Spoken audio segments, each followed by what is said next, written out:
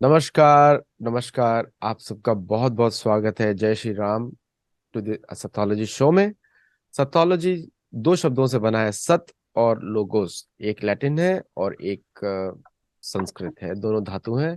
उसको जोड़ दिया तो सत्योलॉजी बना। ये शब्द का आविष्कार इसीलिए मैंने किया कि मिथोलॉजी, वो भी मिथ संस्कृत धातु है, लोगोस लैटिन है, उसके विपरीत कोई शब्द अंग्रेजी भाषा में नहीं था।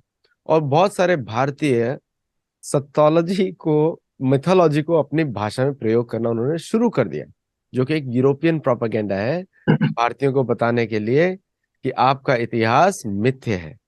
इसलिए उन्होंने मिथोलॉजी शब्द बनाया और इसलिए हमको जरूरत पड़ी सत्योलॉजी शब्द बनाने की। तो मैं आपका बहुत बहुत आभारी हूँ, क्योंकि आप हमारे चैनल को सब्सक्राइब करते हैं और सुनते हैं मुझे। और मेरे सारे जो जितने अतिथि आते हैं उनको सुनते हैं आप। उनको अतिथि तो बोल नहीं सकते टेक्निकली, क्योंकि मैं उनको बुलाता हूँ।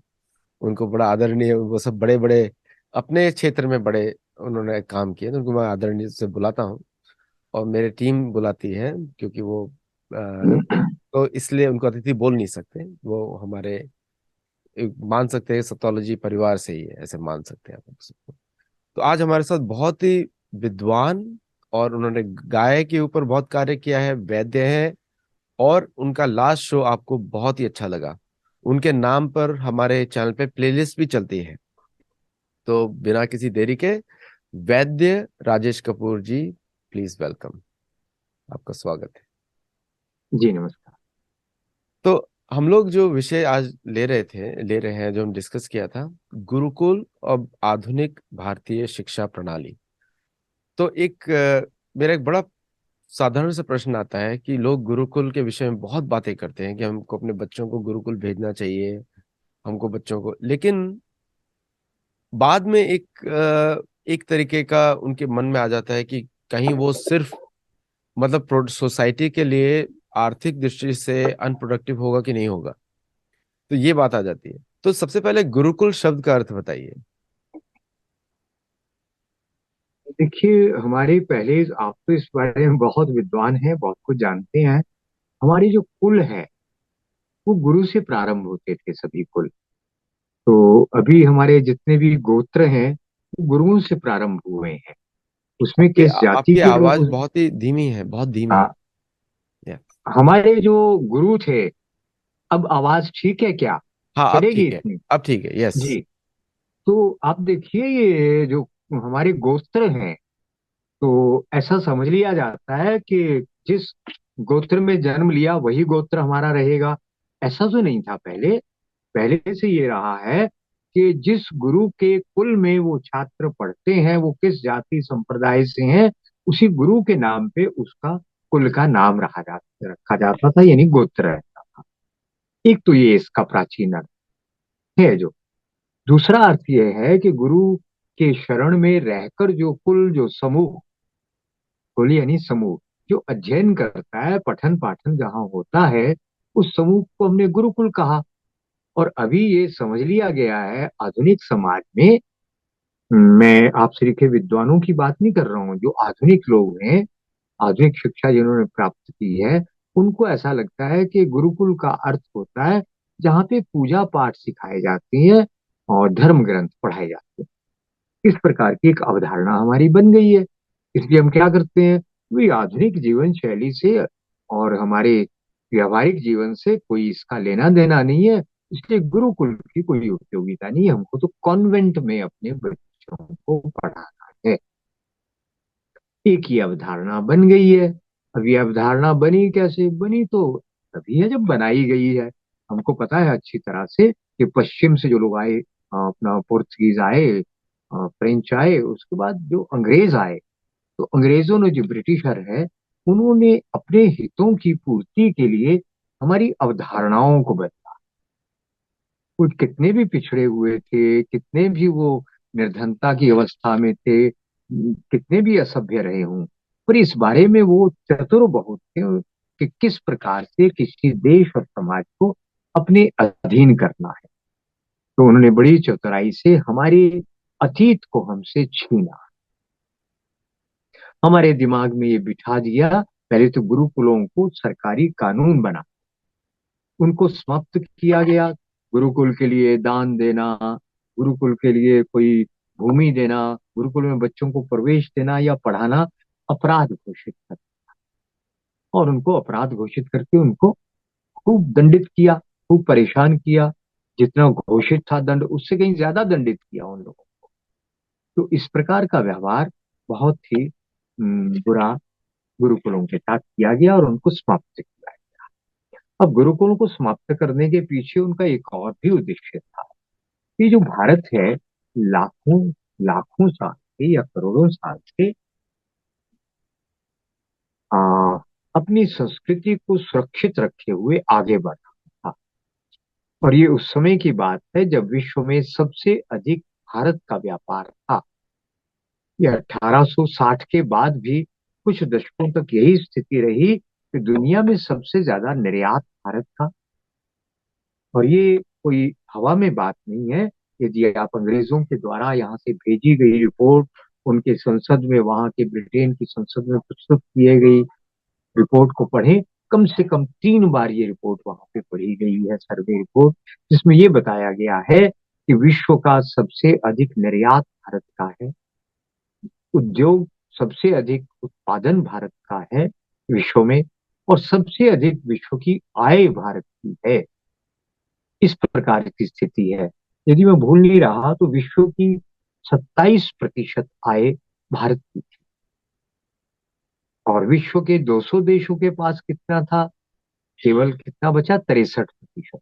अब 200 देशों में यदि औसत आप बांटते हैं 63% को, क्या आया उनके हिस्से में? अमेरिका का कब 2% भाग था, ब्रिटेन का भी 1-2% रहा होगा, इससे ज्यादा नहीं था। और भारत 27% विश्व की कुल आय का भारत को प्राप्त होता था। 1860 के बाद भी भारत की ये स्थिति थी। इतना समृद्ध भारत कैसे पिछड़ा हुआ था? एक बहुत बड़ा मिथ खड़ा किया गया। गुरुकुल की बात से पहले ये भूमिका को, पृष्ठभूमि को हमें समझ लेना चाहिए। एक मिथ खड़ा किया और इतनी मजबूती के साथ ये माइथोलॉजी, ये माइथोलॉजी हमारे दर्शन के बारे में उन्होंने कहा। पर ये मिथ तो उन्होंने खड़ा किया। क्या मिथ खड़ा किया? कि अंग्रेजों के आने से पहले भारत बहुत निर्धन था, बहुत पिछड़ा हुआ था, और ये सपेरों का और ऐसे अनपढ़ लोगों का, गंवार लोगों का देश था। अंग्रेजों ने आकर इस पे कृपा की और इसको यहाँ पे न्याय व्यवस्था, शासन व्यवस्था, वो सब कुछ दिया। अब इस शिक्षा का प्रभाव कितना है? जो मैकालियन शिक्षा कही जाती है, मैकाले तो नहीं, पूरी टीम थी, पर नाम ज्यादा मैकाले का लिया जाता है। कितना गहरा प्रभाव है? हमारे देश के एक प्रधानमंत्री आदरणीय मनमोहन सिंह जी ब्रिटेन गए और वहां के विश्वविद्यालय में एक उन्होंने 40 मिनट तक भाषण दिया कि हमने बहुत भूल की, जो अंग्रेजों को भारत से भगा दिया, और उन्हीं के कारण भारत जो है अपने पांवों पे खड़ा हुआ, सभ्य बना, सुसंस्कृत बना, समृद्ध बना। और अब उनके आने के बाद भारत की तरक्की नहीं हो रही है। ये उस शिक्षा का प्रभाव है जो पिछले 70 वर्ष से अंग्रेजों के जाने के बाद भी भारत में चल रही। बड़े कष्ट के साथ कहना पड़ता है। विश्व का हर देश कभी ना कभी किसी के अधीन रहा, और स्वतंत्र होने के बाद उस देश के लोगों ने 100% देशों की यही कहानी है। अपना इतिहास स्वयं लिखा, अपना पाठ्यक्रम स्वयं बनाया। अपवाद कोई नहीं है भारत को छोड़कर। केवल भारत एक ऐसा अपवाद है।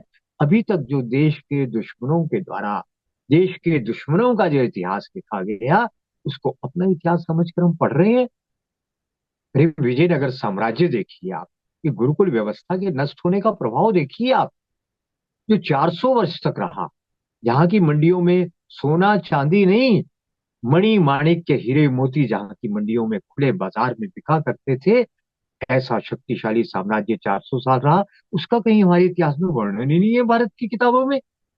जो मुश्किल से 150 वर्ष तक इस देश में टक्करे मारते रहे, हारते रहे, जीतते रहे, लड़ते रहे, इस देश को बर्बाद करते रहे, उस इस्लामिक साम्राज्य का वर्णन भारत की पूरी किताब भरी पड़ी है।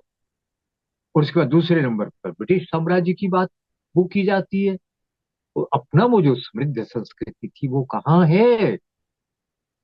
ये प्रभाव है आधुनिक शिक्षा का। इसके बारे में एक विद्वान ने लिखा है यदि तुम किसी देश को समाप्त करना चाहते हो तो उसका अतीत उनसे छीन लो, वो देश स्वयं नष्ट हो जाएगा। If you want to destroy a nation, destroy its history, the nation will be destroyed itself. इस उक्ति का यदि कोई बड़ा मार्मिक कोई उदाहरण है तो भारत है। केवल भारत एक ऐसा देश है जहां पे दुनिया के सबसे ज्यादा देशद्रोही पैदा। भारत के विरुद्ध, भारत का खाकर, यहाँ का खा पीकर, यहाँ की वायु जलवायु में सांस लेकर इसको गाली देते हैं, इसको बुरा कहते हैं। ऐसे लोग यदि पैदा होते हैं कृतघ्न, तो किसकी देन है? वो जो गुरुकुल के बाद की शिक्षा अंग्रेजों के द्वारा एक तंत्र बनाया गया, जिसको बाद की सरकारों ने जारी रखा, कि उसकी देन है। हम अपने अतीत से जुड़े ही नहीं, अपनी धरती से जुड़े ही नहीं। हम किससे जुड़े? हमारे खूब पढ़े लिखे लोग अमेरिका की और ब्रिटेन की प्रशंसा करते हुए बड़े प्रसन्न होते हैं और भारत के बारे में बहुत बुरा कहते हैं। ऐसे लोग कहीं विश्व में आपको एक भी देश में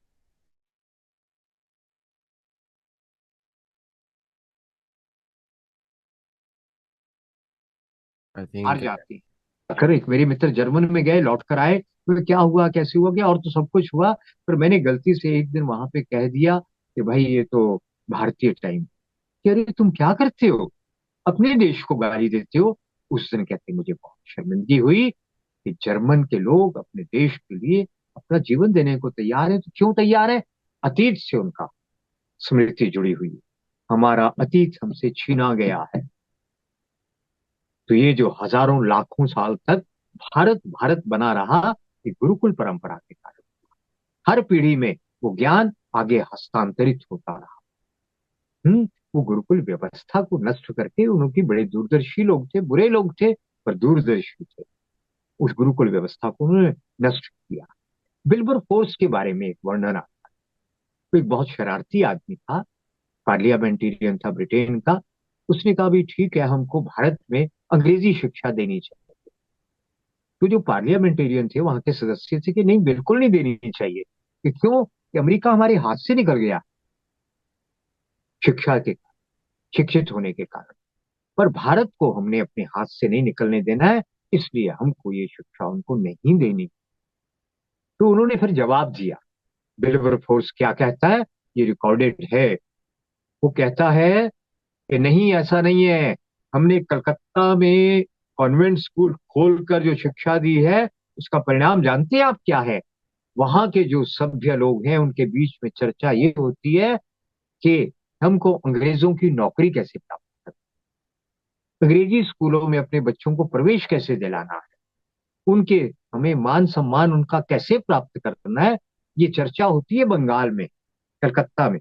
और उत्तर भारत की ओर जाएं तो वहां पे चर्चा ये होती है, इन लोगों को, अंग्रेजों को, इन लोगों को भारत से कैसे बाहर भगाया जाए, इन दुष्टों को, इन आताताइयों को भारत से कैसे भगाया जाए।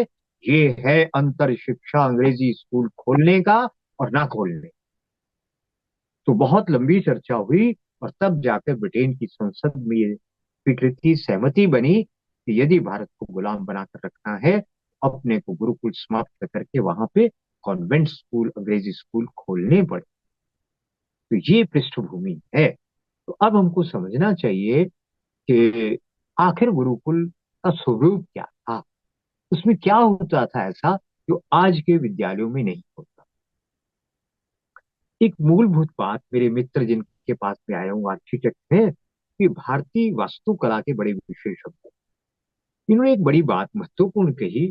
कहते कि हर समाज के जो संवेदनाएं, जो सेंसेस हैं, वो एक समान विकसित नहीं होती। किसी की दो, किसी की चार, किसी की पांच, किसी की छह, इस प्रकार अलग अलग संवेदना का स्तर है। अब जिसकी छह संवेदनाएं जागृत नहीं हुई, मान लीजिए उसकी जो है सुनने की संवेदना जागृत नहीं है, तो विश्व के वो कितने भी शक्तिशाली देश हों, उसको ये समझाने का प्रयास किया जाए भी, श्रवण भी कोई इंद्री होती है, आप किसी तरह उसको समझा ही नहीं सकते। तो ठीक इसी प्रकार उन्होंने जो बात कही, उनके कहने का उद्देश्य ये था, विश्व के जिन देशों में कर्म फल नहीं होता, जिन संस्कृतियों में अच्छे और बुरे की ये कसौटी नहीं होती कि ईश्वर के द्वारा अच्छे और बुरे का फल दिया जाता, पुनर्जन्म होता। ये सेंस उनकी कभी विकसित नहीं हुई, उनकी आस्था कभी नहीं बनी। इसलिए पाप और पुण्य की कसौटी उनकी अलग है। उनके लिए जीवन जीने का एक ही मतलब है कि इस जीवन में पहली बार और अंतिम बार ये जीवन मिला है, जैसे तैसे येन केन प्रकारेण है, बाई हुक एंड क्रुक जिसको कहते हैं, हमको इस शरीर के लिए सुखों की प्राप्ति कर। अब आप बताइए, उनको भारत कैसे समझ आ सकता है? उनको कॉस्मिक एनर्जी कैसे समझ आ सकती है? किसी मंदिर को बनाने में और किसी घर को बनाने में, वो घर बनाने में, वो उनको हमारे वास्तुशास्त्री ये कहते हैं डिब्बा बनाने, मैं मकबरा कहता हूँ, वो ताबूत बनाने में और घर बनाने में जमीन आसमान का वो क्या अंतर है, जो पश्चिम के लोगों को समझ नहीं आता है। कुछ लोगों को आने लगा है, अधिकांश को नहीं आता। घर वो होता है जिसमें केवल संसाधन नहीं होते, मन स्थिर होता, जहाँ की दीवारें, जहाँ की छत सांस लेती है, ताजी हवा मिलती है और मन में सुख की अनुभूति होती है, जिसको किसी और ढंग से आप कहना चाहें, वो वैक्यूम, वो मन के में खाली हो जाना, वो विचारों का तारतम्य रुक जाना। जिस वास्तु के अंदर बैठकर ये प्रक्रिया चलने लगे, उसको घर कहते हैं। जिस वास्तु के अंदर बैठकर मन किसी कॉस्मिक एनर्जी से जुड़ने लगे, उसको मंदिर कहते हैं। अब ये बात हम पश्चिम के लोगों को समझाने का प्रयास करें, तो उनके सर के ऊपर से निकलेगी भाई ऐसा कुछ नहीं होता है। ये मूर्ति का मामला उनको कहाँ समझ आता है, तो गाली देते हैं, ये हिडन्स हैं। इस प्रकार से मूर्ति पूजक को एक गाली मारते हैं। उनको ये बात पिछले सैकड़ों साल में समझ नहीं आई है कि मूर्ति में कुछ ऊर्जा रहती है, और उस ऊर्जा के कारण व्यक्ति के मन में परिवर्तन आता है, यदि वहां का वास्तु सही है। तो ये उनको कहाँ समझ आता है? ना आया है, ना जल्दी से आने वाला। ठीक यही बात है कि गुरुकुल में कितना महत्वपूर्ण ज्ञान दिया जाता था, वहां क्या क्या होता था, कि इन लोगों को समझ नहीं आ सकता, क्योंकि इनका वो विवेक जागृत ही नहीं, दिमाग का वो सेंसेस डेवलप ही नहीं हुई, जिनसे गुरुकुल की बात को समझा जा सके, भारतीय वास्तु की बात को समझा जा सके, भारत के मंदिर को और मूर्ति पूजा को समझा जा सके, कॉस्मिक एनर्जी को पकड़ने की तकनीक को समझा जा सके। ये उनके समझ से बाहर है। कुछ एकाध अपवाद ने इसको समझने का प्रयास किया, जिसमें से डॉक्टर पॉल ब्रंटन का बड़ा नाम प्रसिद्ध है। अंग्रेजी शासनकाल में यहाँ आए थे, उन्होंने कुछ ऐसा सुना कि तो यहाँ भारत में घूम घूम कर ऐसे कुछ यूरोप के लोग हैं जिन्होंने इस बात को समझा। जब समझने का परिणाम बताइए, जानते हैं आप क्या हुआ है? जब हम वृंदावन जाते हैं, तो भारत के लोगों से ज्यादा वहां पे यूरोप के लोग हमसे ज्यादा श्रद्धा और भक्ति से भगवान कृष्ण की भक्ति में डूबे हुए हैं। जिनको समझ आ गया, वो चाहे 2% होंगे वहां की आबादी के, 5% होंगे, वो उसमें डूब गए, रम गए हमसे ज्यादा। तो मैंने पूछा एक अंग्रेज से, जो सन्यास लिए हुए 18 वर्ष हो गए हैं, मैंने उससे पूछा भाई आप लोग हमसे ज्यादा इस संस्कृति के लिए समर्पित कैसे हो गए? कहती आपको ये सब सदा उपलब्ध है, इसलिए आपको इसकी वैल्यू नहीं है। हमको पहली बार ये मिला, हमारे लिए इसकी वैल्यू बहुत ज्यादा हो गई, इसलिए हम दीवानों की तरह, पागलों की तरह इस संस्कृति के पीछे भागते हैं। मुझसे पूछा आपने कितनी बार गोवर्धन की परिक्रमा की? मैंने कहा शायद तीसरी या चौथी बार करता हूँ। उनसे पूछा तो क्या बोले, 1,000 से ज्यादा बार 17 साल में मैं इसकी परिक्रमा कर चुका हूँ। तो आप क्या कहेंगे, ये पश्चिम के लोग जो अपने आप को सभ्य कहते हैं, ये पागल हो गया ये कहा है ना शेर किसी ने, पागल दिमागों में खुशियों के लच्छे हैं, हमें पागल ही रहने दो, हम पागल ही अच्छे हैं। कि पागलपन भौतिक बुद्धि से प्राप्त नहीं हो सकता, ना उस सुख की अनुभूति हो सकती, इस प्रकार की अनुभूति है। तो उस अनुभूति तक पहुंचने की प्रक्रिया यदि कहीं चलती थी, तो वो गुरुकुल। आज आपकी जो शिक्षा है, जो यूरोप की हो, इंग्लैंड अमेरिका की हो या भारत की हो, ये उसी पैटर्न पे चल रहा है ना। उसमें आप क्या सिखाते हैं अपने विद्यार्थियों को? आदमी तो नहीं बनाते आप उनको। ये जो जीवन है, ये जीवन के बारे में कुछ नहीं बताते। प्रकृति क्या है, जीवन क्या है, कॉस्मिक एनर्जी क्या है, ये कोई विषय नहीं है। आपका क्या विषय है? अधिक से अधिक धन किस प्रकार से कमाया जाएगा, उसमें से क्या बनते हैं। एक पशु वृत्ति के लोग बाहर निकलते हैं जिनको धन कमाना है।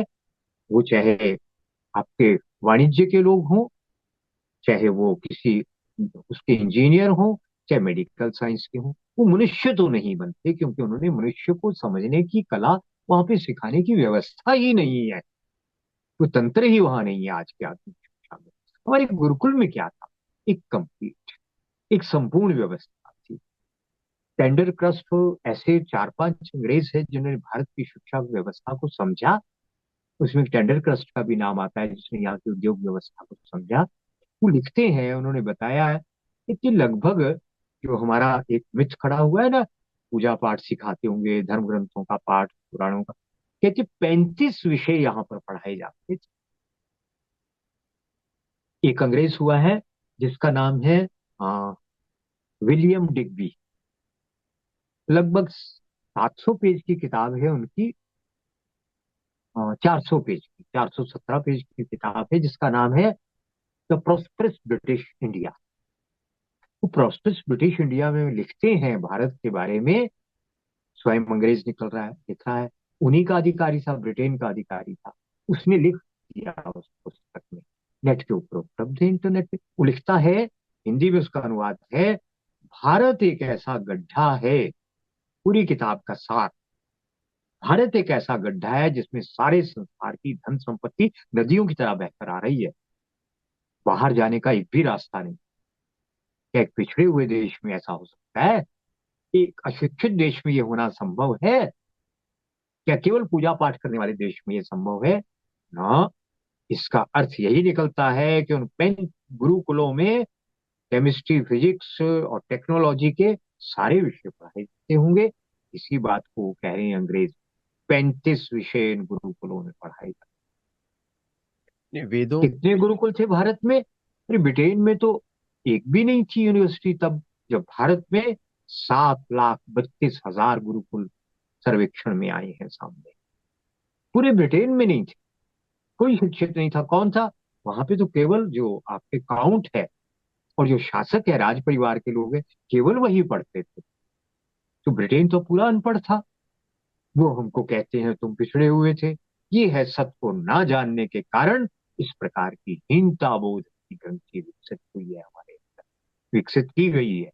वो कहाँ थे पढ़े लिखे? अनपढ़ गंवार थे बिल्कुल। तो खैर, वो 7,32,000 गुरुकुल जिनके अंदर लगभग 35 विषय पढ़ाए जाते थे, और सुबह से शाम तक उन 35 विषयों में वो लिखते हैं, विलियम डिग्बी, कहते भारत के पास विज्ञान था, साइंस था, उसके बेस पे टेक्नोलॉजी थी, टेक्नोलॉजी के आधार पर अप्लाइड साइंस था, अप्लाइड साइंस था, अप्लाइड साइंस के नाम पर कारण टेक्नोलॉजी थी, और टेक्नोलॉजी के आधार पे मशीनरी थी, बिल्कुल थे। और मशीनरी से फिर उद्योग थे, उद्योग थे तो प्रोडक्शन थी। इसलिए विश्व को हम सब कुछ वो आपूर्ति करते थे जो उनको चाहिए, और बाहर से हम कुछ नहीं मंगाते थे, क्योंकि हमारे पास वो सब कुछ था। तो हमेशा उसको नष्ट किया, नहीं, गुरुकुल को समाप्त करके हमारी इस ज्ञान को समाप्त किया। तो शुरू में। ये भारत का गुरुकुल थे। एक मुझे उदाहरण याद आता है, तो शायद विलियम एडम का सर्वे है 1820 का, और फिर 1832-35 का मैकाले के सर्वे हैं। ऐसे कई सर्वे किए गए भारत को समझने के लिए, ताकि गुलाम बनाया जाए। तब भारत की आबादी 28-30 करोड़ के बीच थी। उस सर्वे में क्या बता रहे हैं, आश्चर्यचकित होने लायक बात है। वो बता रहे हैं उनकी भाषा में, अंग्रेजों की भाषा में। वो लिखते हैं, भारत में 1200 मेडिकल कॉलेज हैं, 1200। और 1200 मेडिकल कॉलेज में वो कहते हैं एमएस के बराबर पढ़ाई, ये मास्टर ऑफ सर्जरी के बराबर, ये वो कह रहा है, एडम्स, विलियम एडम कह रहा है। इतनी पढ़ाई होती है। और अगली बात वो क्या कह रहा है, वो आपको बाद में बताता हूँ, पहले आप ये देखिए, वो 28-30 करोड़ की आबादी में 1200 मेडिकल कॉलेज, आजकल के मेडिकल कॉलेज की टर्म्स में अगर आप देखें, हैं जिसमें एमएस के बराबर पढ़ाई हो रही है। और दूसरी ओर आज 1 करोड़ 140 करोड़ भारत की आबादी, मेडिकल कॉलेज कितने? इस हिसाब से तो 1200 को 4 4800, 5000 के आसपास होने चाहिए ना। 600 हैं, जिसमें से आधे में भी पोस्ट ग्रेजुएशन सर्टिफिकेट की नहीं होती। ये है तब का भारत और आज का भारत, जिसको हमने कह दिया विकसित भारत। और ये विकसित भारत कैसे है, तो अविकसित भारत है, तो पिछड़ा हुआ भारत है। हमारा तब का भारत विकसित था, तो 28 करोड़ की आबादी में 1200 मेडिकल कॉलेज को। दूसरी रिपोर्ट, कॉलेज का मतलब गुरुकुल, ये उनकी भाषा है। दूसरी ओर आप, एक घटना और मिलती है, मैसूर के ऊपर एक कर्नल ने, अंग्रेज ने हमला किया। कर्नल कूट, मुझे नाम याद आ गया। हमला किया बुरी तरह से, जैसे वो हारा करते थे हमेशा। उन्होंने थोड़ी लिखना था कि हम हारते थे, क्यों? क्योंकि हमारे पास अग्नेयास्त्र थे, रॉकेट की तरह के अग्नेयास्त्र थे, उधर मारकर, और वो उधर बारूद फटता था, वो लोग मरते थे, हारते थे। तो उन्होंने कभी नहीं लिखा कि हम वर्षों तक हारते रहे। हार गए, पूरी सेना मारी गई। और मारने के बाद कूट की नाक काट दी गई, उसको मारा नहीं, घोड़े पे बैठाकर उसको भगा दिया। और वो भागता भागता बेलगांव पास में था, बेलगांव पहुंच गया। बेलगांव में एक वैद्य हमारा देखा। तो भारत की तो परंपरा है दया करुणा ममता, तो ये गुण भी है हमारा, और इसके कारण हमारा दुरुपयोग भी होता है। बुलाया, इधर आओ। पूछा क्या है, तो कहा उसने मेरी नाक घोड़े से गिर कर टूट गई। उसने कहा नहीं, ये तो धारदार हथियार से कटी है, झूठ क्यों बोलते हो? बताया, ऐसे राजा ने काट दी मेरी नाक। कोई बात। उसने उसकी नाक को शल्य चिकित्सा के द्वारा जोड़ा, कुछ दवाइयां दी, इसको लगाते रहना कुछ दिन तक, और तुम ठीक हो जाओ। अब कर्नल कूट की नाक को पूरी जुड़ गई, नई बन गई, जुड़ नहीं गई, नई बन गई। और वो आकर ब्रिटेन की संसद में उसने कहा, देखो मेरी नाक कहीं निशान तक नहीं है। और भारत के चिकित्सक ने, वैद्य ने मेरी नाक तोड़ी। वो लोग तो आश्चर्यचकित हो गए। आए, पूरे दल को लेकर आए, डॉक्टरों के दल, और इसी वैद्य के पास आए, और आकर कहा हमको सिखाइए। हमारी तो परंपरा है सिखाने की, जो शरणागत हो गया तो शत्रु को भी माफ कर दिया। और उसने कहा तुम मेरे पास क्यों आए हो इतनी दूर? अब किसी भी गांव में चले जाते, जब तुम ब्रिटेन से आए, हर गांव में मेरे जैसा एक वैद्य है, ध्यान दीजिएगा, जो हाथ पांव नाक कान कटे हुए को जोड़ते थे, ऐसे वैद्य हर गांव में बैठे हुए। तब का भारत विकसित था या अब का भारत विकसित है? सोचने की बात है।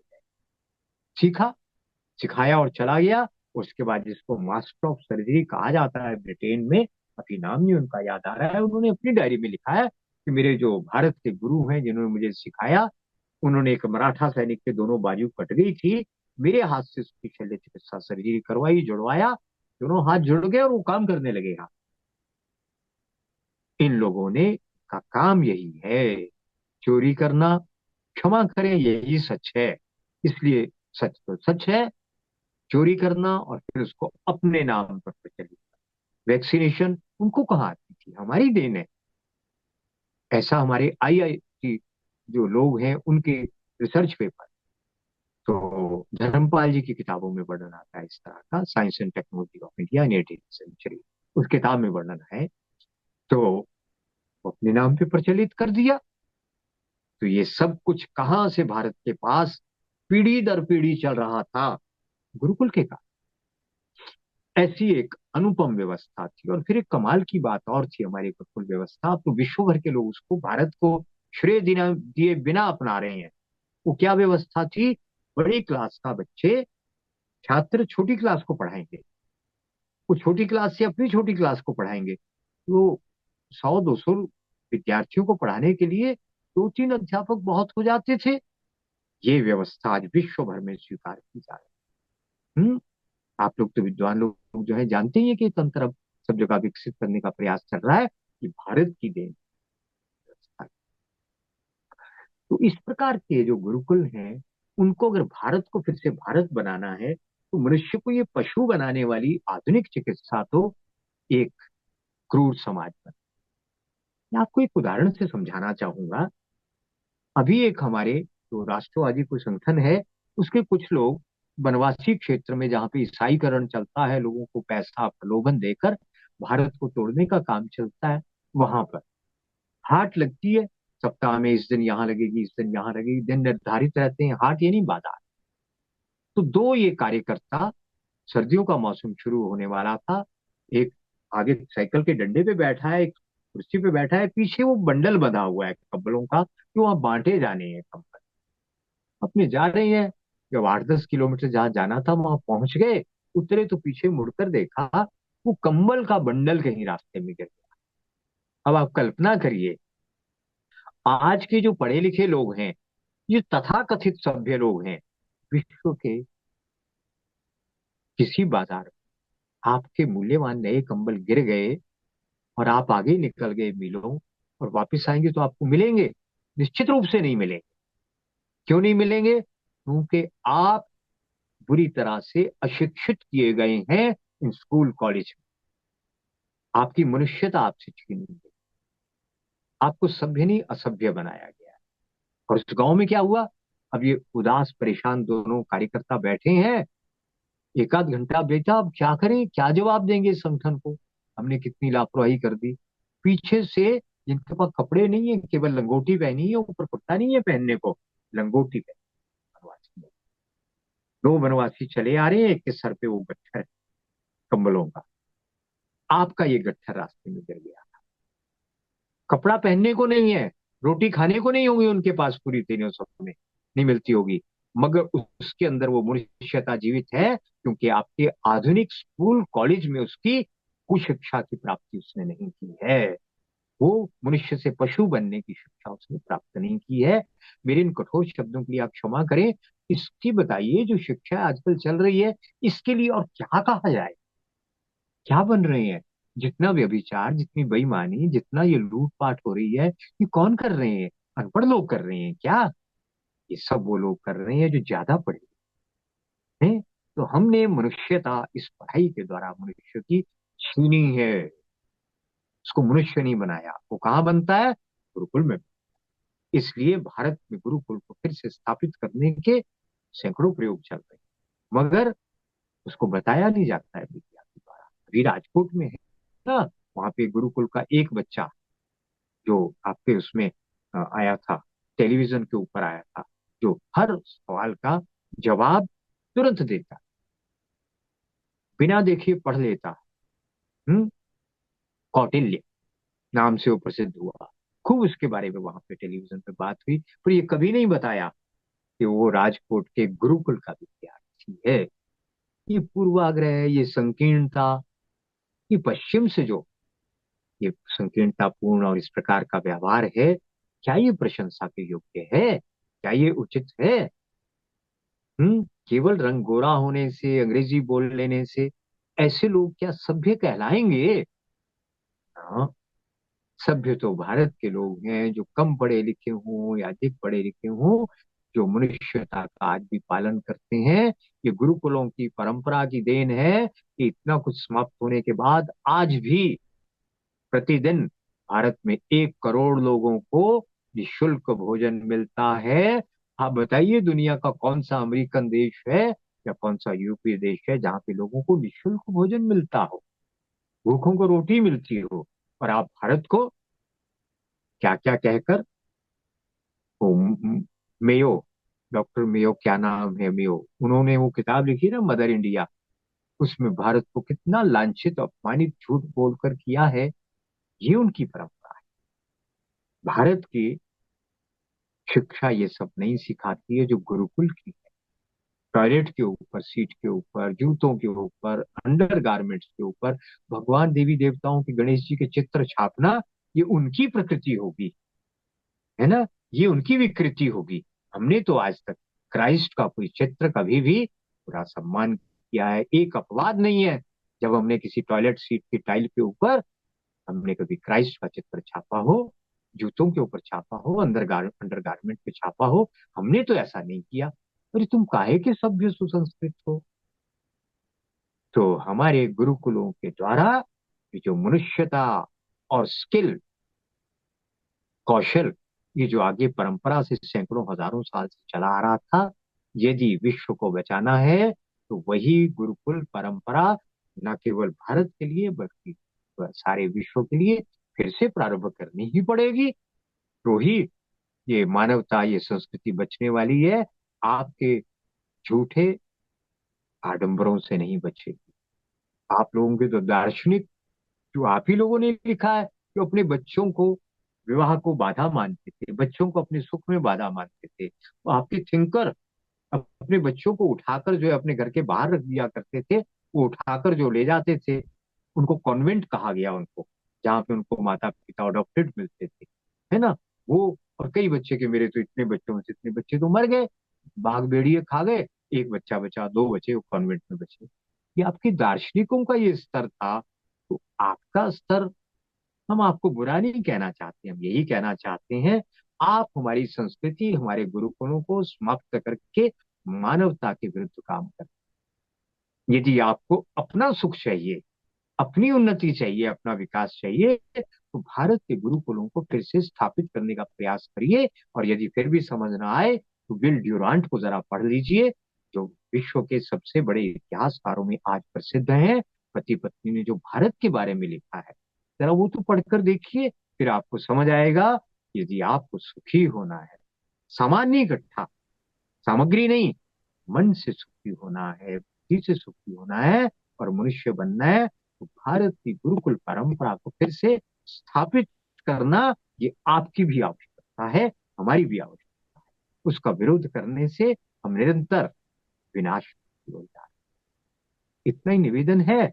आपके कोई प्रश्न हो और इसके ऊपर हमारे विद्वान आयोजक जो है सत्संगी जी, वो कुछ कहें तो स्वागत। बहुत अच्छा। मैं तो सोच रहा आपको आपको सुनता ही रहूं, इतना सुंदर तरीके से आप व्याख्या कर रहे थे। एक प्रश्न आता है जनरली, ये कॉमन साधारण सा है कि आपने बिल्कुल सही बोला। लोग सोचते हैं गुरुकुल मतलब सिर्फ पूजा पद्धति। वो बिल्कुल नहीं है। गुरु मतलब संदीपनी मुनि के आश्रम में भगवान कृष्ण 64 कला 64 दिन में उन्होंने उन्होंने ली, हम्म। संदीपनी मुनि से। तो 64 जी। कलाओं की बात हुई है। सिर्फ 32 टॉपिक्स नहीं, 64 टॉपिक्स है। और जी। और दूसरा, आपने एक बड़ा अच्छा एक मनोधारणा आती है, और मुझे बड़ा संक्षिप्त से उत्तर दीजिएगा इसका, कि जब जी। जब वो बोलते हैं कि कुछ लोग बोलते हैं कि गुरुकुल जो मॉडर्न एजुकेशन है, वो गुरुकुल में हमारा बच्चा थोड़ा बैकवर्ड हो जाएगा, बैकवर्ड। और ये फैला दिया गया है, जबकि अगर आप देखें कि अमेरिकन यूनिवर्सिटी में, जो भी अमेरिकन यूनिवर्सिटी में, वहां पे रिसर्च नाम का कोई चीज है ही नहीं। वहां पर है प्रोपागेंडा। प्रोपागेंडा क्या है? ये प्रूव करना है कि हम लोग सुपीरियर हैं, और पूरी दुनिया से जहां भी कुछ भी ज्ञान मिलता है उसको वो ले लेते हैं और अपने हिसाब से वापस प्रस्तुत करते हैं पूरी दुनिया को। तो लेकिन अ, आपने बड़े अच्छी महत्वपूर्ण बात बोली कि गुरुकुल में किसी का व्यक्तित्व बनता है, और वो अपनी तरफ से इंडिविजुअल, जो उसकी कैपेसिटी है, उसके हिसाब से वो कंट्रीब्यूट करता है। तो एक एक माइंड फॉर्मेशन है, एक स्वधर्म का कॉन्सेप्ट आ जाता है, स्वधर्म का, कि जिससे वो व्यक्ति, जो बच्चा है, अपने बारे में समझे, उसकी स्ट्रेंथ्स को देखे, और उसके अनुसार अपना अपना जो जीवन है उसको उस दिशा में लेकर जाए। एक बड़ा अच्छा सा कॉन्सेप्ट रहता है। लेकिन ये जो, और अगर हम वेस्टर्न वर्ड कॉन्वेंट की बात करें, कॉन्वेंट कॉन्वेंट का मतलब होता है क्रिश्चियन स्कूल, वेरी क्लियर, जहाँ पे लोग जुड़े और वो एक ईसाई धर्म के अनुसार चले। तो लोग सोचते हैं कॉन्वेंट स्कूल सेक्युलर होगा, नहीं, वो क्रिश्चियन है। तो मेरा प्रश्न आपसे ये है कि जो भारत में ये जो मनोधारणा है कि गुरुकुल मतलब बैकवर्ड, कॉन्वेंट मतलब अच्छा, इंग्लिश मीडियम मतलब फॉरवर्ड, हिंदी मीडियम मतलब बैकवर्ड, ये सब मनोधारणाएं चलती हैं, अभी भी कॉमन है, बहुत कॉमन है। तो उस विषय में आप क्या बोलना चाहते हैं? कि देखिए, ये जो पूर्वाग्रहों को लेकर बातें की जाती हैं, उस मानसिकता को हम एक और रखकर बात करें, तो हमारा तो सीधा सीधा हमारे विचारकों का, जो आज के विचारक हैं, थिंकर्स हैं, उनका कहना है, अर्वाचीन और प्राचीन को मिलाकर हम आगे बढ़ेंगे। यदि प्राचीन में कुछ अच्छा है तो उसको लेकर आगे बढ़ेंगे, और अधुनातन में यदि कुछ अच्छा है तो उसको भी अस्वीकार हम नहीं करेंगे। क्यों? क्योंकि हमारी प्री कंडीशनिंग नहीं है। आधुनिक में जो भी अच्छा आधुनिक उसमें है, उसको तो हमारा दर्शन ही कहता है, आनो भद्रः कृतवो यन्तु विश्वतः, let noble thoughts come to us from all sides. हमारा कोई एक किताब का रिलीजन थोड़ी है, इस किताब से बाहर जो कुछ है हम नहीं मानेंगे, उसको समाप्त करेंगे। हमारा तो बिल्कुल खुला है। तो ये जो अब गुरुकुल बनेंगे और जो बन रहे हैं, उसमें या कंप्यूटर साइंस, आज ही मैं देख रहा था, आज ही एक मंदिर की किसी ने फोटो भेजी, 1400 साल पुरानी, दीवार के ऊपर उकेरा हुआ है। वो क्या है, एक कंप्यूटर सामने है, उसमें बिजली की तार जुड़ी हुई है, कुर्सी के ऊपर एक आदमी बैठा हुआ है मुड़े जैसे उसके ऊपर, और संगणक उसके ऊपर, उसकी कीबोर्ड नजर आ रहा है, उस पर काम कर रहा है। मूर्ति कितनी पुरानी है ये, 1400 साल पुरानी। तो खैर फिर भी, हर कंप्यूटर है या नहीं पुराना है, फिर भी कुछ यदि अच्छा है और आधुनिक है तो हमें स्वीकार है, उसको हम लेकर आगे बढ़ेंगे। और जो प्राचीन है उसमें यदि कोई आज के लिए प्रासंगिक नहीं है, उसको छोड़कर आगे बढ़ेंगे। इसमें कोई अपना पूर्वाग्रह है।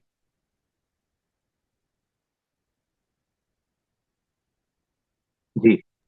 एक एक प्रश्न आता है इतिहास का, क्योंकि जैसे जो हमारी भारतीय भाषा है बड़ी मतलब उसको बोल सकते हैं कि उसमें ज्यादा शब्द है, और ज्यादा शब्द होने की वजह से ज्यादा लॉजिक भी है, न्याय नीति ज्यादा है। और इंग्लिश भाषा एक भाषाओं की शॉर्ट हैंड है। मतलब जब भी मैं अपने लोगों को जब बोलता हूँ कि भाषा से आपका व्यक्तित्व का दर्शन होता है। जैसे मैं सोचता तो संस्कृत में हूँ या हिंदी में हूँ या मराठी में हूँ, लेकिन बोलता इंग्लिश में हूँ। तो मेरी भाषा अमेरिकन्स को भी मेरी बुक्स में या अदर काफी प्रभावित करती है, क्योंकि वर्ड्स ज्यादा है मेरे पास बोलने के लिए, शब्द ज्यादा है, एक्सप्रेसिव ज्यादा है। तो ये जो गुरुकुल पद्धति में मैंने देखा कि शब्दों के माध्यम से, संधि विच्छेद के माध्यम से न्याय और नीति, लॉजिक और रीजनिंग पर बहुत एम्फेसाइज होता है। तो व्यक्ति जो है जब वो बात कर रहा है तो उसकी भाषा बड़ी कैलकुलेटेड रहती है, जो कि मॉडर्न जो स्कूल्स हैं, जो यूरोपियन स्कूल्स है, उसमें नहीं है। उसमें लॉजिक और रीजनिंग एक सेपरेट सब्जेक्ट मैटर है। संस्कृत में Samkhya is included in the bhasha, but in the western education में Samkhya is outside the language. Comes to the science also, science is included in Sanskrit, but the science has to be taught separately from English. क्योंकि वो भाषा भाषा जैसे भगवान राम हनुमान जी को बोलते हैं कि आपके बोलने के तरीके से मुझे पता लग गया कि आपने सभी वेदों में आप पारंगत हैं, वेद आपने सभी पढ़े हैं ध्यान से। और मैं कल एक महाराज को सुन रहा था, और वो उन्होंने बड़ा अच्छी बात बोली। उन्होंने बोला कि हनुमान जी को हम लोग ब्राह्मण मानते हैं, क्योंकि वो वेदों में पारंगत है, और इसीलिए उनको हम ब्राह्मण के जैसे ही पूजा करते हैं उनकी, और ब्रह्मचारी उनका आश्रम है। तो तो भाषा के बेसिस पे जो एजुकेशन रहती है उससे, जैसे अगर आपने एक बड़ी अच्छी बात बोली बीच में, कि जो भी जमीन से जुड़े हुए कल्चर्स हैं, जैसे हिंदू जो है भारत की जमीन का नेटिव है, वो कहीं बाहर पाया भी नहीं जाता, वहीं का है, आर्यव्रत का ही है। तो वो जो उस जमीन का जो संस्कार आते हैं उस व्यक्ति के ऊपर, वो उसका व्यक्तित्व बनाते हैं। लेकिन अगर आप उसको दूसरी भाषा में या दूसरे के संस्कृति पढ़ाएंगे तो वो व्यक्ति कंफ्यूज हो जाएगा। तो इस विषय में आप क्या बोलना चाहेंगे? जी, देखिए एक किताब है जिसका नाम है द ग्रेटर इंडिया, काफी बड़ी किताब है। उसमें ऐसा वर्णन आता है, ये लगभग 92 सन 92 की बात है, जब हमने पत्रिका में इसको उद्धृत किया था। तो उसमें दिया गया है ग्रेटर इंडिया में कि रूस में विज्ञान विभाग, केमिस्ट्री फिजिक्स डिपार्टमेंट का हेड ऑफ द डिपार्टमेंट बनाने के लिए उस व्यक्ति को चुना जाता था जो संस्कृत जानता है। तो संस्कृत जानने वाले लोग कहाँ से आते थे, अरब देशों से, वहां सीख कर आते थे। बाद में उनको पता लगा कि भारत है इसका मूल, तो फिर उन्होंने भारत में भेजना शुरू किया। आपको पता होगा कि विश्व को, भारत को जानने से पहले अरब के माध्यम से हमारी संस्कृति वहां पहुंची। ये अरब के लोग व्यापार के लिए वहां जाते थे, और यहाँ का सामान, काली मिर्च वगैरह सब वो सामान वहां ले जाते थे। बाद में धीरे धीरे भारत में गए। अब आप देखिए, रूस को ये समझ थी कि यदि हमें विज्ञान को आगे बढ़ाना है तो संस्कृत का विद्वान उसको होना ही चाहिए, उसके बिना विज्ञान आगे नहीं बढ़ सकता। इसके बाद नेहरू जी के समय में कुछ वैज्ञानिक ऐसे हुए भारत में जिनको पूछा गया, आपने ये नई इन्वेंशन एक के बाद एक कैसे कर डाली, तो उनका इसका मूल तो हमें संस्कृत में मिला है। तो जब तक हम संस्कृत को, अपने मूल को नहीं पकड़ेंगे, जैसे आपने उस मूल के साथ आप जुड़े हुए हैं, तो जो स्वयं अंग्रेजी जन्मजात जिनकी भाषा है, वो उतने शब्दों के ऊपर उनकी पकड़ नहीं बनी। आपकी किताबों में आप कह रहे हैं कि वो शब्द ऐसे आ रहे हैं जो भावों को अधिक अच्छी तरह व्यक्त कर रहे हैं। ये हमारी भाषा की अपनी भूमिका है। जिसके जो अंग्रेजी भाषा है, तो क्या होता है, एक सामान्य सी बात है, जो समाज जितना विकसित होता है उसकी वर्णमाला, वोकेबलरी जिसको कहते हैं वो, और उसके शब्द ज्ञान वो, और शब्द, ये सब कुछ भी उतने ही सीमित रहते हैं जितना वो सीमा में उनका संस्कृति रहती है। तो आप देखिए, अंग्रेजी में तो पूरे उच्चारण नहीं है, अंग्रेजी के शब्द पूरे नहीं है जो अपने बात को कह सके, इसलिए उनके पास शब्दों का बहुत अभाव है। और इस बात का ये प्रमाण है कि उनकी संस्कृति कभी भी बहुत विकसित नहीं रही, है ना। अच्छे लोग भी वहां पे हैं, पर ये नहीं हम कह सकते कि भावों को व्यक्त करने के लिए उनके पास पूरे शब्द हैं। बहुत से भारत के शब्द लेने पड़ते हैं, जब भारत के अध्यात्म को प्रकट करना होता है, दर्शन को प्रकट करना होता है, तो भारत के शब्द लेने ही पड़ते हैं। तो हमारी जो संस्कृत है उसका जो ग्रंथ, वो व्याकरण है, उसके जो शब्द हैं, दुनिया के सबसे ज्यादा शब्द संस्कृत में हैं। और फिर इसकी विशेषता, एक और अद्भुत विशेषता है, आप इस बात को भी अच्छे से जानते होंगे, विश्व के अनेक विकसित देशों ने स्वीकार कर लिया है कि संस्कृत बोलने से मानसिक क्षमताएं, बुद्धि के ब्रेन सेल एक्टिवेशन होती है। कि गणेश क्रिया, कान पकड़कर उठक बैठक करने से, ये हमारे स्कूलों में दंड दिया जाता था, उससे बुद्धि की क्षमता बढ़ती है। सारा विश्व जो ईमानदारी से आगे बढ़ना चाहते हैं, वो भारत की परंपराओं को, भाषा को, विज्ञान को, संस्कृति को अपना रहे हैं। मैंने जैसे बीच में कहा, और कोई रास्ता नहीं है, कोई ऑप्शन नहीं है। यदि आपको सरवाइव करना है, जीवित रहना है, आगे बढ़ना है, मनुष्य को सुखी बनाना है, तो भारत की शरण में आना ही पड़ेगा। विल ड्यूरांट के शब्दों में कह रहा हूं मैं, ये मेरे शब्द नहीं है, आना ही पड़ेगा, भारत माता के शरण में आना पड़ेगा। ये विल ड्यूरांट। तो राजेश, एक शब्द मैं सॉरी, मैं आपको प्लीज प्लीज कंटिन्यू। जी, बढ़िए, मैं होगी बात। जी। हम लोग हमेशा किसी न किसी पाश्चात्य देश के ऑथर को कोट करते हैं अपनी महानता समझने के लिए। कभी भी हमने, जैसे मैंने अपनी किसी पुस्तक में किसी भी वेस्टर्न ऑथर को कोट नहीं किया आज तक। एक ही पुस्तक में ज्यादातर किया है, वो गोल्ड ग्लोरी एंड गॉड। वो क्योंकि जरूरत है, वो पुस्तक उस प्रकार से लिखी गई है कि वो अमेरिकन के लिए लिखी गई है, वेस्टर्न के लिए लिखी गई है, और कुछ भारतीयों के लिए लिखी गई है जिनको ये विश्वास नहीं है, जिनको पता नहीं, क्योंकि वहां पे मुझे वहां की इंफॉर्मेशन चाहिए। लेकिन हम लोग हमेशा ये ढूंढते हैं कि दूसरे ने हमारे बारे में क्या बोला। ये एक मानसिकता जो है। और अगर हम अपने शास्त्र देखें, हम ये नहीं देखते हैं कि हनुमान जी ने भारत के लिए क्या बोला। उन्होंने ही बात की है बहुत भारत की, भारत के विषय में तो बात महाभारत काल से चल रही है। और इक्ष्वाकु वंश में तो भारत के विषय में ही बात होती है हर जगह। तो हमने देखा नहीं कि कभी ये नहीं देखा कि हमारे विद्वान हमारे बारे में क्या बोल रहे हैं। बहुत ही अच्छे अच्छे लेखक है हमारे चैनल पे आते हैं। कुसुमलता केडिया जी हैं, और भी बहुत ही विद्वान व्यक्ति है, रामेश्वर मिश्र पंकज जी आते हैं। मैं जान इतने इतने बड़े विचारक हैं ये लोग। मतलब मैं तो पर्सनली एक्सपीरियंस करता हूँ कि इतना गहराई से सोचते हैं हर चीज को। ऐसे करके हमारे देश में तो अनेक अनेक ऐसे लोग हैं। और क्या होता है कि जो भूमि है वो हमेशा विद्वानों को जन्म देती है। भारत की भूमि का एक विशेषता है कि एक बड़े मतलब ऐसे ऐसे व्यक्ति हैं जो मतलब मैं कभी, जैसे मैं उनको सुन रहा था, रामभद्र महाराज को, और इतना बढ़िया वो विवेचन करते हैं हर चीज का गहराई में जाके। वो डेप्थ आपको, तो ऐसा ये प्रथा क्यों चलती है बार बार कि हम पाश्चात्य देशों को बार बार हम उनके ऑथर्स को कोट करते हैं ढूंढने के लिए कि हमारी ग्रेटनेस क्या थी। जी। आपकी बात बहुत महत्वपूर्ण है। इसका कारण पहला तो यही है कि हमारा गौरव अपने प्रति उतना जागृत नहीं है। दूसरी बात यह है कि हमने जिस लक्ष्य की प्राप्ति करनी है, हमारा जो टारगेट ग्रुप है, जिनको बात समझानी है, उनकी मानसिकता क्या है, उसको ध्यान में रखते हुए अगर हम अपनी बात करते हैं तो हम अपने लक्ष्य को सरलता से प्राप्त कर लेते हैं।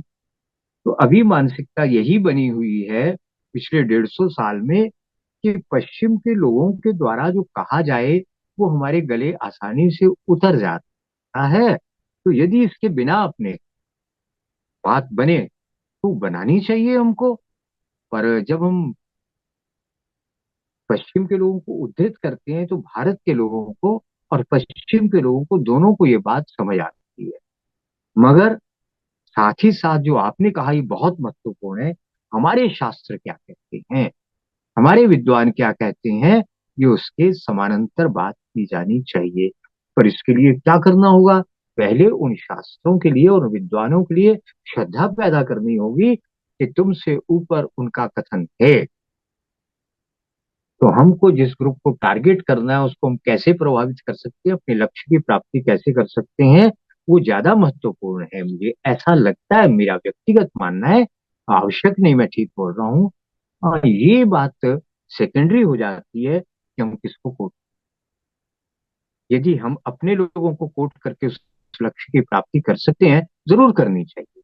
और यदि पश्चिम के लोगों को कोट करके प्राप्त होती है और या अरब के देशों को कोट करके होती है तो करनी चाहिए। तीसरी बात एक और, आप जरा वो देखिए ना, हमारे पास वो संदर्भ इतिहास के उपलब्ध नहीं है। वो कहाँ उपलब्ध है? वो या तो अरब के लोगों ने लिखा, या फिर यूनान के लोगों ने लिखा, या फिर चीन के लोगों ने लिखा। अब वो जिन जिन लोगों ने लिखा उन सबको अपने लाभ में अपनी बात को स्थापित करने के लिए उद्धृत करने में शायद कोई बुराई भी नहीं। हमें अपने उदाहरण मिल जाए, कहाँ है अपना इतिहास जो हमारे द्वारा लिखा गया? एक राज तरंगिणी के अतिरिक्त तो किताब ही नहीं मिलती। तो इसलिए जो और उपलब्ध है हम उसका क्यों उपयोग ना कर लें? कोई कारण नहीं। पर ये हम इस चिंता बोध में रहे कि हमको केवल विदेशियों को उद्धृत करना है, इस खतरे को भी ध्यान रखना चाहिए जिसपे आप ध्यान दें। इतना ही निवेदन है मेरा। एक बहुत ही एक मेरे मन में एक सवाल भी आ रहा है और एक पॉइंट भी आ रहा है कि जब हम हमारा इतिहास बहुत तरीके से गलत तरीके से पढ़ाया गया, लेकिन इतिहास की एक खासियत होती है कि वो कभी भी मिटता नहीं है। वो जमीन से जुड़ा होता है इतिहास। और महाभारत में व्यासदेव बोलते हैं कि जो इतिहास महाभारत से जुड़ा नहीं है वो मिथ्य है। मतलब महाभारत ही विश्व के इतिहास का स्रोत है, पूरे विश्व का। और अगर हम विश्व देखें तो विश्व तो सिर्फ में एक ही संस्कृति थी, वो भारतीय संस्कृति। और जो भी मिस्र के बारे में लोग बात करते हैं, जो अलग देशों के बारे में, उसको कुश द्वीप भी बोलते हैं, जो भी अलग अलग देशों के बारे में बात करते हैं, वो उन सभी का जुड़ाव भारतीय संस्कृति के साथ था। तो कभी कभी क्या होता है कि अगर आपको फॉरवर्ड मूवमेंट करना है, आगे बढ़ना है, तो आपको 2 कदम पीछे भी लेने पड़ेंगे और फिर आपको वापस आगे बढ़ना पड़ेगा। तो क्योंकि उसमें आपको स्टेबिलिटी आ गई कभी कभी। तो जैसे अभी भारत में मिडिवल हिस्ट्री के बारे में बहुत बात होती है, मिड हिस्ट्री के बारे में, जो कि पिछले मतलब 10वीं शताब्दी से लेके आज तक जो हमारे साथ जो जो लॉजिकल लोगों के, सनातन धर्म मतलब लॉजिकल लोग जो है, जो उसको पालन करते हैं, उनके साथ हुआ। क्योंकि कोई भी जो लॉजिकल व्यक्ति होगा या धार्मिक व्यक्ति होगा, वो मतलब वो एक एक्सट्रीम पोजीशंस नहीं लेते, वो बीच का पथ लेते हैं, बीच का। तो तो इस विषय में आप क्या बताना चाहते हैं? क्योंकि जो हम गुरुकुल और आधुनिक शिक्षा की जब हम बात करते हैं, गुरुकुल पद्धति की आधुनिक शिक्षा की बात करते हैं, तो आपने बहुत ही अच्छा बोला कि आधुनिक तो हमारे शास्त्र है, क्योंकि ये जो मॉडर्न जो शब्द है वो रिलेटिव टर्म है। और आधुनिक का मतलब हो गया स्मृति भी हो गया, कि स्मृति तो हर युग के हिसाब से बदलता है। आज के युग में स्मृति कुछ अलग तरीके से होगा। तो हमारे शास्त्र भी स्मृति पे चलते हैं। तो इस विषय में आप क्या बोलेंगे, क्योंकि ये जो डिलेमा है लोगों के मन में, कि आज हम किस तरह खड़े हों। क्योंकि कभी कभी आपको क्या करना पड़ता है कि अगर अगर आपको सत्य को स्थापित करना है, तो मिथ्य और अर्ध सत्य दोनों को ही बाहर फेंकना पड़ेगा, क्योंकि वो दोनों आपके सत्य को प्रभावित कर सकते हैं। तो अगर हम उस दृष्टि से देखें, तो जैसे मैं आपको उदाहरण देता हूं कि वेस्टर्न सोसाइटीज में जो अब क्रिश्चियन सोसाइटीज हैं जनरली, और इस्लामिक सोसाइटीज हैं, वो हिंदू इतिहास को तुरंत बाहर फेंक देते हैं। वो उसमें कुछ कंसिडरेशन, मतलब निर्दयता है वहां पे कंप्लीटली। वो ये बिलीव नहीं करते हैं कि ये कुछ हो सकता है गुड वहां पे, वो पूरा रिजेक्ट करते हैं। लेकिन हम लोग, क्योंकि हम लोग सनातन धर्म पालन करने की कोशिश कर रहे हैं, हम लोगों को ऐसा लगता है कि हमको सब तरफ से अच्छी चीज उठानी चाहिए। और उस चक्कर में क्या होता है कि हम बुरी चीज भी उठा लेते हैं अप्रिशिएट करने के चक्कर में। लेकिन जब हम ये नहीं देखते हैं कि हमारे हमारे जो ग्रंथ हैं, हमारे जो गुरु हैं, हमारे जो जो जो जो कमेंटेटर्स हैं, दर्शन शास्त्री हैं, उन उनके उन वो किस तरह से हर विषय को प्रस्तुत करते हैं, इस विषय में आप क्या बोलेंगे? इस पर मुझे कोई कहने के लिए विशेष लगता नहीं सत्संगी। जो आप कह रहे हैं मैं आपसे सहमत हूँ, आपका विश्लेषण बिल्कुल स्वीकार्य है। और इसमें कुछ जोड़ना हो तो वो और बात है प्लीज जोड़िए। कि पश्चिम का जो ये पूर्वाग्रह है कि वो भारत के अतीत की जो तिथियां हैं, जो क्रोनोलॉजी है, महाभारत में है, जो पुराणों में है, उसको पूरी तरह नकार कर चलते हो। नकार कर चलने का उसका कारण है, यदि उसको स्वीकार कर लेते हैं तो उनका तो सारा झूठ का महल गिर जाएगा। उसका तो आधार ही ये है कि भारत के जो वंशावलियां हैं, महाभारत में दी गई हैं जो वंशावलियां, वो सारी की सारी वंशावलियों को स्वीकार नहीं कर सकते। वो पुराणों में जो दी गई है उनको स्वीकार नहीं कर सकते। स्वीकार किया तो उनका तो फिर ये झूठ कैसे टिकेगा। सेंड्रा फोकस वाला और ये तो जो सब उन्होंने खड़ा किया है झूठ का, तो ये उनका एक के बाद एक झूठ। अभी आपको पता ही है कि पहले उन्होंने कहा कि ये जो आपके मिले हैं मोहनजोदड़ो और हड़प्पा की जो सभ्यता मिली है, ये तो भारत के प्राचीन मूल निवासियों की सभ्यता है। बाद में जब सिद्ध हो गया कि आर्यों की सभ्यता है, फिर पलटी खा गई तुरंत। कहते नहीं नहीं ये तो ऐसा नहीं वैसा, मतलब हर जगह झूठ झूठ झूठ के ऊपर। अब ये झूठ टिक क्यों रहा है, इससे भी बड़ी बात ये, झूठ में तो ताकत नहीं होती, कहते दम नहीं होता। और मेरा कहना यह है कि आज तक चैलेंज ही किसी ने नहीं किया इसको। एक बार चैलेंज तो करें हम दम के साथ। ये तो एकदम धराशायी होकर रेत का महल इनका गिरने वाला है। आधार ही कोई नहीं आ रहे, बाहर से आए, और ये कहाँ से आए, एक प्रूफ नहीं है। मध्य एशिया से आए और किस जगह से आए, एक प्रमाण नहीं। नहीं, आजकल तो तो बोलते हैं साइंटिस्ट है समस्या साइलेंस। केवल एक है कि हम उसको चैलेंज नहीं कर रहे।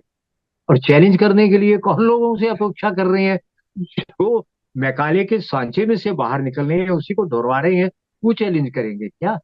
बिल्कुल। ये तो हम आप जैसों को ही चैलेंज करना पड़ेगा। तो बिल्कुल नहीं, वो कुछ भी बोला जाता है वहां पे वेस्ट में, 2 मिनट में पता लग जाता है सब सब। अभी क्या हो गया है कि अभी एक बड़ा अच्छा वर्ड आ गया है, स्कॉलरली कंसेंसस। भारतीय यूनिवर्सिटी भी फॉलो करती है आजकल। अगर आप कुछ बात कर रहे हैं, तो वो बोलेंगे कि ये तो पीएचडी नहीं है, ये नहीं बात कर सकते, ये इनको बाहर रखा जाए सिस्टम से। तो ये जो पॉइंट ऑफ व्यू आ जाता है लोगों का, उससे बहुत ज्यादा प्रॉब्लम होती है। क्योंकि उसमें क्या हो जाता है कि जो जो दार्शनिक है और जो लॉजिकल बातें कर रहे हैं हमारे शास्त्रों के अनुसार या लॉजिक के अनुसार, शास्त्र मीन्स लॉजिक भी होता है, तो वो पॉइंट व्यू व्यू आता नहीं है। ये जो एकेडमिक सिस्टम में जो, मैं इसको बोलता हूँ racism in the academic system और apartheid in the academic system, वो भी एक एक बहुत इंपॉर्टेंट विषय है। क्योंकि उसकी वजह से हम लोग अपनी बात रख नहीं पाते हैं। और जो बात अभी जैसे आपने भी बड़ा अच्छा बताया है कि वृंदावन में जितने भी अमेरिकन या यूरोपियन जाते हैं, वो बड़े आश्चर्यचकित होते हैं कि वेस्ट तो पूरा कोलैप्स्ड है, सोसाइटी खोखली है, और आपका देश इतना समृद्धिशाली है, तो आप लोग अपने धर्म का आचरण क्यों नहीं करते, अपनी शिक्षा क्यों नहीं पढ़ाते हैं? तो लेकिन फिर हम लोग सोचते हैं कि अगर ये पास वेस्ट से आके हमको ऐसा बोल रहा है, हमको और भी पालन करना चाहिए। तो एक तरीके का एक कोऑपरेशन भी है, क्योंकि बहुत सारे जो अमेरिकन और ब्रिटिश और बहुत सारे जो लोग हैं जो भारत से प्रेम करते हैं, भारत की संस्कृति से प्रेम करते हैं, वो लोग अपने देशों में भारत को लाना चाहते हैं और भारत में भारत को लाना चाहते हैं। उनका दोनों साइड से है। मैं बहुत सारे ब्राजीलियंस को देखा, वो ब्राजील से भारत के विषय में बात करते हैं। तो बड़ा अमेजिंग सिस्टम चल रहा है। बट एनीवे, बहुत बहुत धन्यवाद आपका आने के लिए शो पे। आपके साथ बात करके मुझे बहुत प्रसन्नता होती है। और सभी दर्शकों को भी आप जो जुड़े हुए हैं, आप लाइक करिए, शेयर करिए, सब्सक्राइब करिए, हमारे ट्विटर हैंडल पे जुड़िए, फेसबुक पे जुड़िए, और सैन डिएगो लिट फेस्ट में पार्टिसिपेट करिए। उसका नाम है कृष्ण लिट फेस्ट, अगस्त में रहेगा, वहां पे जरूर जुड़िए आप सब लोग। बहुत बहुत धन्यवाद राजेश मैं कुमार। केवल एक शब्द कहना चाहूंगा। प्लीज प्लीज बोलिए। अभी नैरेटिव्स वो खड़े करते हैं, बात तब बनेगी जब नैरेटिव हम खड़े करेंगे। बिल्कुल बिल्कुल। सतोलॉजी पे हम यही करते रहते हैं, हर चीज जो मिथोलॉजी होता है बोल देते हैं हम लोग, लेकिन जी, आप बहुत तो कुछ, वही तो कर रहे हैं, आप अपने नैरेटिव स्वयं बना रहे हैं। इंक्लूडिंग वर्ड, जी। शब्द भी हमारा है। जी। तो तो शब्द भी एक्चुअली साधुवाद। मिथोलॉजी के विपरीत कोई शब्द था ही नहीं पहले इतिहास डिक्शनरी हाँ, में। कहानी। अब पहली बिल्कुल। बार सतोलॉजी जब आया है, उसको ग्रामेटिकली कोई चैलेंज नहीं कर पा रहा है अभी तक। तो थैंक यू सो मच, और बहुत बहुत धन्यवाद आप सबके जुड़ने के लिए। और रामचरितमानस को पढ़िए, और वाल्मीकि रामायण को पढ़िए, और हरिवंश खिल पर्व को जरूर पढ़िए, खिल पर्व को, महाभारत, वो सबसे बड़ा पर्व है महाभारत का। और उसको जरूर पढ़िए, अगर आपको समय मिले तो कोशिश करिए मंगाने के लिए। गीता प्रेस से आप मंगा सकते हैं, गीता प्रेस बहुत ही अच्छा काम कर रहे हैं वो लोग। तो आपका बहुत बहुत धन्यवाद, नमस्कार, और फिर हम लोग वापस जी, मिलेंगे। नमस्कार। आपका भी बहुत बहुत धन्यवाद।